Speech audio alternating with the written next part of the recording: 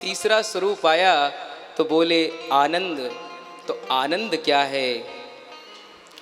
तो श्री नारद जी भक्ति सूत्र में कहते हैं अनिर्वचनीयम अनुभव रूपम।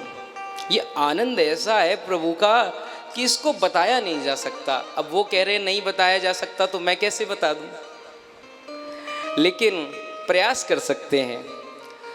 एक ऐसे व्यक्ति से देखिए जो इंद्रियों से पूर्त नहीं है, जैसे उसके अंदर सारी इंद्रियां नहीं हैं। जैसे कोई व्यक्ति अंधा है, नेत्र नहीं है। अब उससे किसी ने कह दिया कि देखो सूर्य कितना सुंदर दिख रहा है। अब उसे क्या पता सूर्य क्या होता है, वो तो जन्मांध, उसने कुछ देखा ही नहीं। अब आप कहो कि सूर्य तो बड़ा बढ़िया लगता है, पीला पीला होता है, बड़ी सुंदर सुंदर रेशमी किरणें निकलती हैं। अब उसको कितना भी काव्यकृत कर दीजिए, कितना भी सुंदर निरूपण कर दीजिए, परंतु समझ में नहीं आ सकता। क्योंकि आप कहेंगे सूर्य पीला है तो वो कहेगा पीला कैसा। अब आप कहेंगे पीला ऐसा है, कोई वस्त्र छुआ दिया तो उसने कह दिया कि भैया ये तो बड़ा रेशमी है, बड़ा मुलायम है। तो उसने क्या मान लिया, सूर्य बड़े रेशमी है, मुलायम है। उसने क्या समझा, सूर्य कोई वस्त्र है। ऐसे ही अगर हमारे पास श्री भगवान को प्राप्त करने के लिए गोपियों जैसे भाव नहीं है, श्री किशोरी जी की शरणागति नहीं है, तब तक यह अनुभव कभी हो नहीं सकता। तब तक श्याम सुंदर बस देखने के लिए ही हैं, वो इधर नहीं आ सकते। वो मन रूपी मंदिर में श्री हृदय रूपी गर्भगृह में स्थापित नहीं हो सकते। ऐसा प्रभु का सच्चिदानंद स्वरूप है।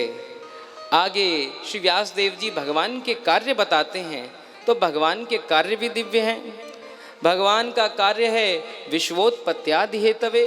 श्री ब्रह्मा जी के रूप से भगवान विश्व की उत्पत्ति कर रहे हैं, श्री विष्णु जी के रूप में विश्व का पालन करते हैं, और श्री शिवशंकर भगवान के रूप में इस सृष्टि का ही संहार कर देते हैं। इस प्रकार से प्रभु के ये तीनों रूप त्रिगुणात्मयी सृष्टि को ही प्रदर्शित करते हैं। यह प्रभु का बड़ा सुंदर रूप हुआ। अब किसी ने कहा ये तो प्रभु जगत के लिए कार्य कर रहे हैं, हमारे लिए क्या कर रहे हैं? अरे एक व्यक्ति के हिसाब से प्रभु क्या कर रहे हैं? तो प्रभु ने विश्व की उत्पत्ति कर दी, विश्व का पालन कर दिया, विश्व का श्रृंगार कर दिया। हमारा क्या काम बन रहा?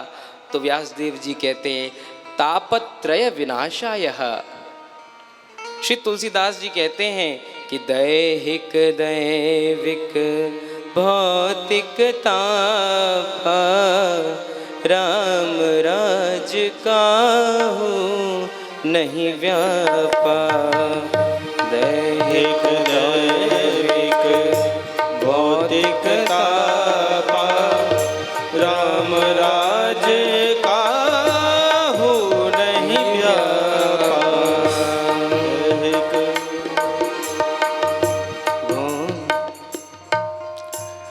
तो श्री तुलसीदास जी ने कहा कि श्री राम लला का जब राज्य था तो ना दैहिक ताप थे, ना दैविक ताप थे, और ना ही भौतिक ताप थे।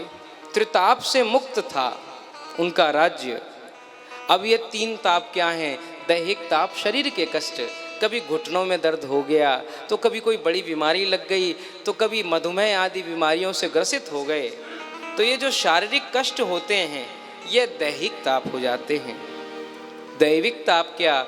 जो बाढ़ आदि आपदाएं आ जाती हैं, भूस्खलन हो जाते हैं, बड़े बड़े भवंडर आदि आ जाते हैं, उनको दैविक ताप कह दिया गया। और भौतिक ताप क्या? इस भौतिक जगत से कोई ताप मिल जाए। आप मार्ग में बड़े प्रेम से जा रहे हैं किसी सज्जन से मिलने के लिए, और गाड़ी आई आपके पैर को छू गई, आपके पैर के ऊपर से निकल गई, तो ये ताप कैसे? ये भौतिक ताप है। परंतु श्री प्रभु की शरण में जाने से यह तीनों तापों का नाश कर देते हैं। प्रभु की शरणागति ऐसी है कि यह त्रिताप को मिटा देती है। इसीलिए श्री व्यासदेव जी कह रहे हैं कि तापत्रयोन्मूलनम। उन तीनों तापों को कैसे उखाड़ते हैं प्रभु? जैसे किसी घास को जड़ से उखाड़ दिया जाए तो पुनः नहीं उगेगी, ऊपर से काट दीजिए उग जाएगी। तो फिर भगवान क्या करते हैं? जड़ से उखाड़ देते हैं। और भगवान का स्वभाव तो यही है कि जो शरणागत आ जाए उसको हृदय में धारण कर लेते हैं। कहते हैं, भगवान क्या कह रहे हैं, अहम त्वाम सर्व पापेभ्यो मोक्षयिष्यामि मा शुचिः, कि एक बार तो मेरी शरण आ जाओ, मैं तुम्हारे सारे पापों से मुक्त कर दूंगा, एक बार आओ तो सही। ऐसा प्रभु का सच्चिदानंद स्वरूप है। तो आइए हम श्री किशोरी जी और ठाकुर जी के चरणों में नमन करते हुए सच्चिदानंद भगवान को प्रणाम करते हैं। बोलिए श्री सच्चिदानंद भगवान की जय।